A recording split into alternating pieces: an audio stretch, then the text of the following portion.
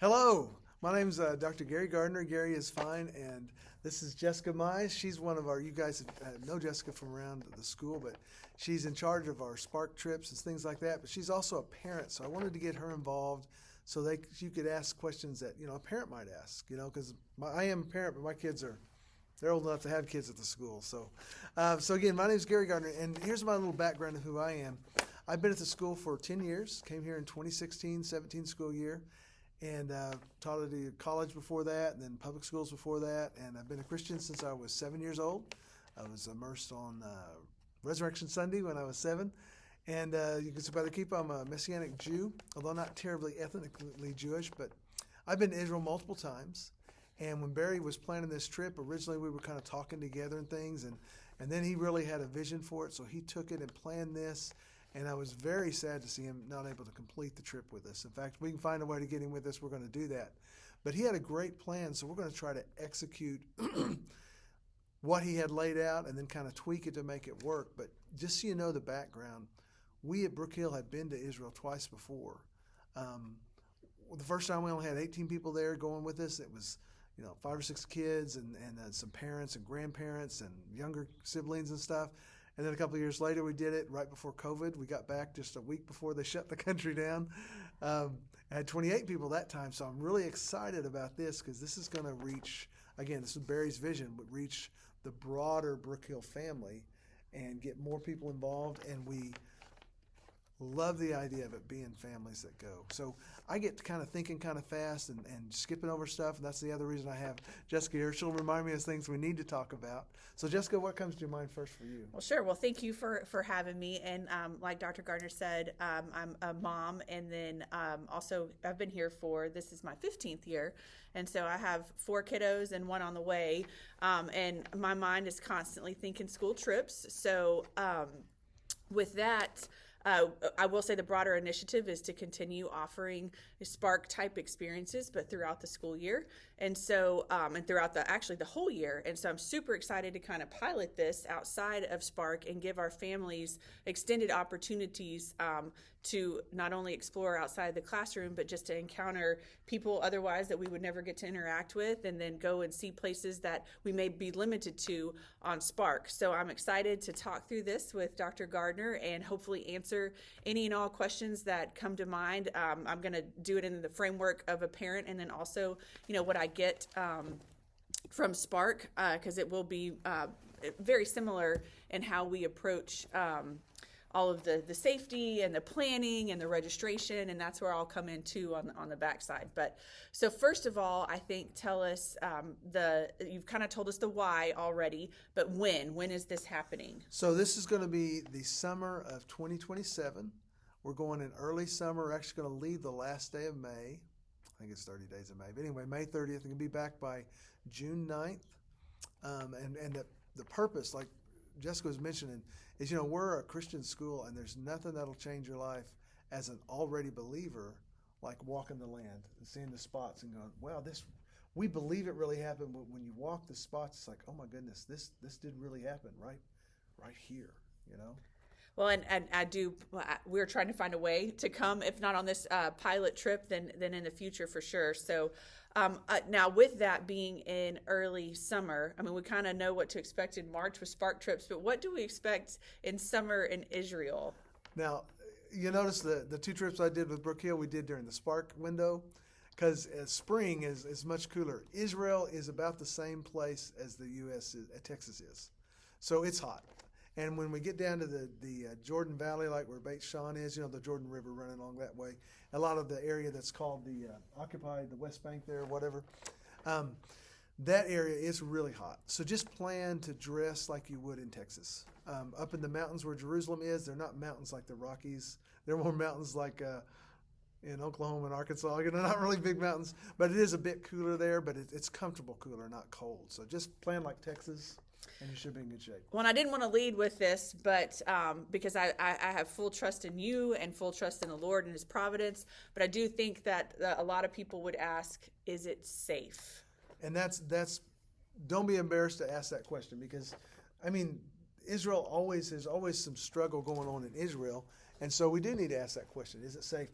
First off, if it's not safe, like if there's a war going on, we get our money back. We don't go. I insist on this trip that we have insurance is included as part of your cost. If I was going to Ireland, I wouldn't insist. I'd make that your choice. So if you wanted the extra money, but we include that because you just don't know. So like our current situation with the struggles that are going on now, we probably would not go. Now, I went in 2024. That was less than a year after the October 7th hostilities started. I met with the Knesset people and some hostage parents in Tel Aviv, and then we went to the music venue where the people were killed, and two of the kibbutzim, Kibbutz Barior, and I can't remember the other one, where a lot of Israelis were killed. And honestly, even then the country was safe, but I wouldn't take guests there in that setting. So yes, I felt safe when we got away from Gaza because we were right there on Gaza. You could see some of the cities there. But I still, I wouldn't take you there then because, this is maybe your only time there, and we want to take extra precautions. Yep. And so, as a parent, I think one of the number one, driving forces of where I choose for my kids to go to school is it safe, and equally so if we're going anywhere. And of course we can't plan for unexpected, but we can make decisions, wise decisions, going forward. So I definitely, and it wouldn't be just you making the decision. I know that there would be other wise counsel on right. Whether or not we need to make a call to pull it in that case. But again, this is a year and over a year from now, so anything can change. Now, after that, the safety question, I would think the who all is eligible to go question. So we can reserve as many slots as we want, but we have to kind of give the hotels an idea. So what we're looking for are Brook Hill families, Brook Hill close familial connections. So if you obviously have students here, we want you to go. If you've had students who graduated, that first trip we had a couple of alumni parents that came. We want you. If you're a grandparent or an aunt or uncle and if you want your brother and sister to go, they're aunt and uncles of your kids, come on. We want those people. When we get too far outside of Brook Hill, we're not going to say no, they can't for sure, but we are going to say, yeah, we're going to look at that situation and see.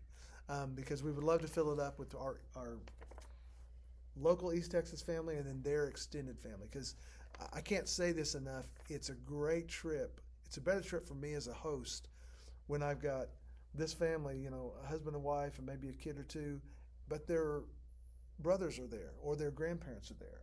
That makes the trip so great. And it's better for the kids if you bring your kids with you. So we want the big Brook Hill family to go, not just the narrow Brook Hill family. Sure. And we're open to others. Just kind of depends on what our numbers are like, and then a little bit stronger vetting process. Perfect. And what would you say is the youngest that a child you think should go? I have we're doing a group with our congregation, and we'll probably have a couple that will come that has a couple of really small kids, like under 5. That's okay. If that's really your dream, there's nothing wrong with that, and there's a little bit less cost because you share the airplane ticket. But in general, if you want your students to get something out of it, I would start at 8 years old, and really 10 or 11 is even better. Okay. My first trip, I took my 2 boys. I had one that was 15 and one that was about to turn 11, and they got things out of it. But my 15-year-old got a lot more out of it than my 10-year-old did. But my 10-year-old still got something. So if you feel like you might make another trip later, yeah, take your older kids with you, and then when your younger ones get older, go again. If you feel like this may be the only time and you really want them to experience it, bring them, and we'll make it work. Perfect. Because this is a family-oriented trip. Right. Great. Now, we're not going to go too long because we want to keep these videos at about 10 minutes, but the plan is to send you one of these every month, and we'll kind of outline the trail. Like the next one, I want to do our first day in Israel, then the one after that, our next day in Israel.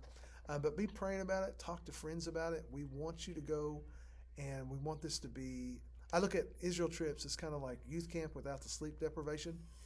But the way it works with us adults is it's kind of like taking that cold pill that has the time capsules, and you take it and it works, and then it starts to wear off, and then some of those time capsules dissolve, and it's back. Yep.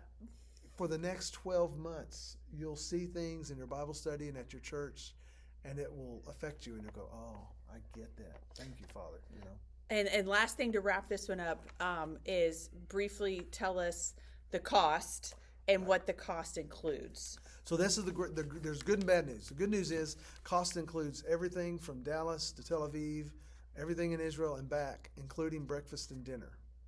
Now, it does not include souvenirs, and it doesn't include lunch. And so for lunch, I tell people to budget $20 a person.